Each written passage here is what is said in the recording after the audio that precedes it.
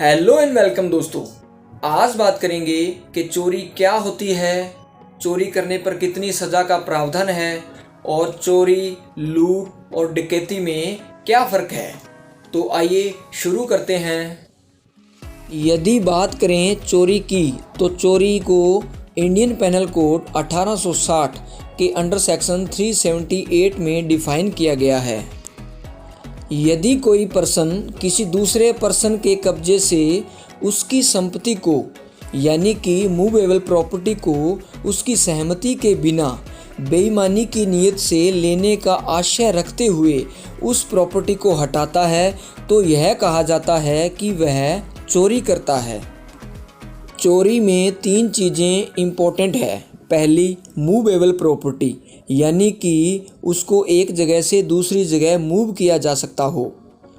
दूसरी, without consent यानी कि वह प्रॉपर्टी उसके मालिक की सहमति के बिना ली गई हो। और तीसरी, डिसऑनेस्टी यानी कि उस प्रॉपर्टी को बेईमानी की नीयत से लिया गया हो। फॉर एग्ज़ाम्पल, जैसे यदि आप किसी दोस्त के घर गए लेकिन घर पर कोई नहीं था, लेकिन आपको वहाँ पर एक नई साइकिल खड़ी दिखी, आपका मन किया कि मैं यह साइकिल चलाऊं।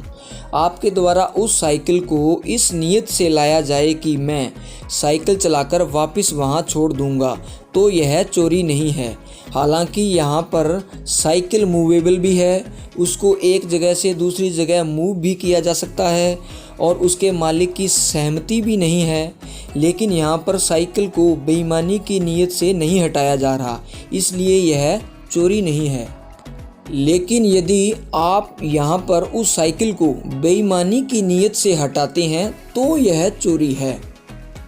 इसी प्रकार यदि आप रास्ते में से कहीं जा रहे हैं या कहीं से आ रहे हैं और आपको रास्ते में कोई चीज़ पड़ी हुई मिलती है और आप उस चीज़ को बेईमानी की नीयत से हटाते हैं तो भी यह चोरी नहीं है, क्योंकि वहाँ पर कब्जा नहीं पाया जा रहा।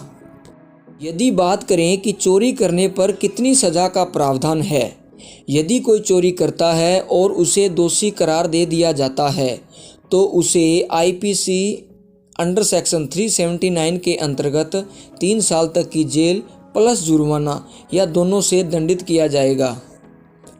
आईपीसी सेक्शन 379 एक गैर जमानती अपराध है, इस कारण इस मामले में तुरंत जमानत भी नहीं मिलती।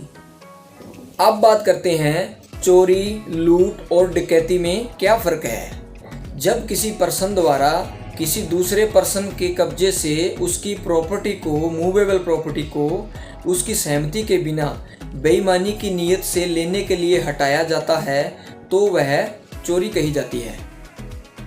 अगर किसी चोरी में किसी प्रकार की कोई हिंसा हो जाती है, किसी को कोई चोट इत्यादि पहुंच जाती है तो वह लूट बन जाती है, यानी कि कहा जाएगा कि वह लूट है।